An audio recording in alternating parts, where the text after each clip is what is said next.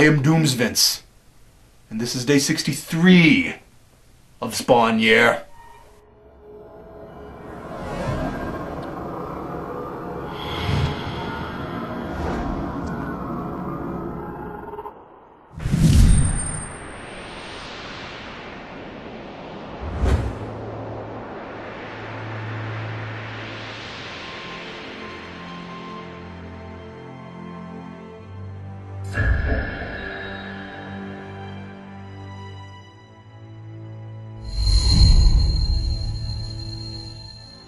Dear reader, if Doomsvince ever publishes these volumes for a quick buck, once again assuming I'm somehow dealing with a genuine article, and you're reading this on your phone or a tablet or an actual bound edition with a real binding and a real spine, you and I have just reached my most monumental of landmarks thus far, the completion of an entire notebook.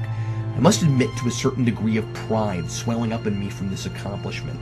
Over 2 months of daily, grueling, sometimes practically unbelievable labor.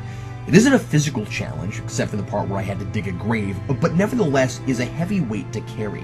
A weight meant to crush both my soul and my intellect.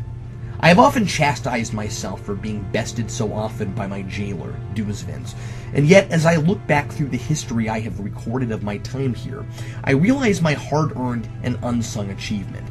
Through every trial designed to lobotomize my mind and demolish my spirit, I am still here. I have written in my own blood, I have had the decency of my humanity challenged by being forced to put a strange creature down like a dog in order to save myself, and I have been tempted with the exact vice that facilitated my traveling to this place. Not to mention the many, many monotonous, tedious, and often unintelligible comic books I've been subjected to. I am not the same person I was when I was first visited by Doomsvince that fateful New Year's Eve. I have discovered things about myself, and I have done deeds I am not proud of.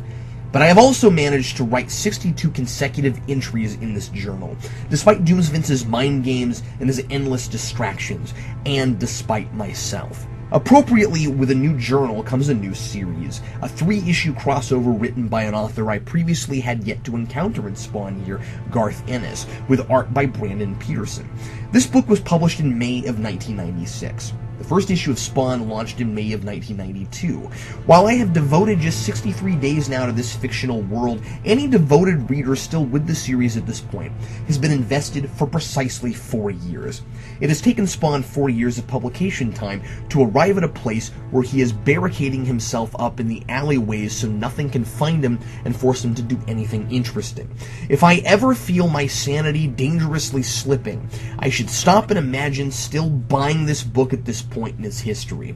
Garth Ennis brings us a mystical escapist tale set in 1175 AD, where an ambitious dark sorcerer called Lord Cardinal plans to invade another dimension, the Otherworld, which is the realm of the fairies, in order to possess more powerful magic than he has, so he can permanently rule his world. He already has a temporary hold on it, but his black hordes can only operate at night, and as soon as his enemies realize this and attack during daylight hours, he will be vulnerable.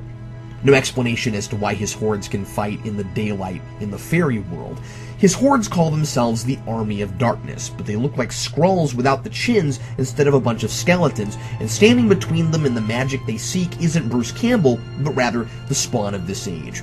Oh, fantastic. I thought I'd never come up with an appropriate B-horror movie reference.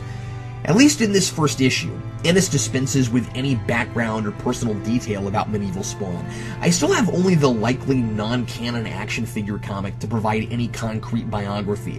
For a guy hell thought was worthy of being Spawnified, he sure comes off as incredibly noble and heroic. He's saving elves just because he thinks that's a decent thing to do, and he speaks in an elegant and knightly tone.